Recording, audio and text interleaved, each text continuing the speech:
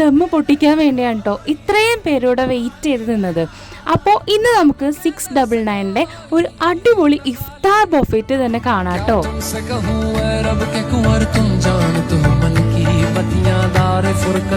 ഇന്ന് നമ്മളുള്ളത് നമ്മുടെ ആലുവയിലെ സുൽത്താൻ വീട്ടിലാണ്. ഇവരുടെ ഒരു ഇഫ്താർ വിരുന്നിന് നമുക്ക് പോയിട്ട് വരാം. സോ നമുക്ക് നോമ്പ് തുറക്കാനായിട്ട് കട്ട് ഫ്രൂട്ട്സും സമൂസ, കട്ട്ലേറ്റ്, പിന്നെ പഴംപൊരി, 2 ടൈപ്പ് ജ്യൂസൊക്കെ ആയിട്ടായിരുന്നു കേട്ടോ. മെയിൻ കോഴ്സിലേക്ക് വരുമ്പോൾ ചിക്കൻ അലീസ, പത്തിരി, പിന്നെ പൊറോട്ട, ഇടിയപ്പം, അവരുടെ ഗീ റൈസ്, ലെബനീസ് റൈസ്, പിന്നെ കബാബ് റോൾസൊക്കെ ഉണ്ട്. പിന്നെ അതിന് സൈഡായിട്ട് വരുന്നത് ഇത്രത്തോളം കറികളും അതുപോലെ തന്നെ സൈഡ് ഡിഷസ് ഒക്കെ ഉണ്ടോ. എല്ലാം ഒന്നിനൊന്ന് അടിപൊളിയായിരുന്നു. ദെൻ ഇവിടുത്തെ മെയിൻ ഹൈലൈറ്റ് ഒരു ഷെഫിൻ്റെ ദം ബിരിയാണിയാണ്. ആ ഒരു ദമ്മ് പൊട്ടിച്ചപ്പോൾ തന്നെ അടിപൊളി സ്മെല്ലായിട്ട് എല്ലാവരും അവിടെ കൂടിയിട്ടുണ്ടായി. പിന്നെ ഫുഡിനൊക്കെ ശേഷം നല്ലൊരു ഡെസേർട്ട് ഏരിയയും സാലഡ് ഏരിയയും ഇവരുടെ അടുത്തുണ്ട് കേട്ടോ.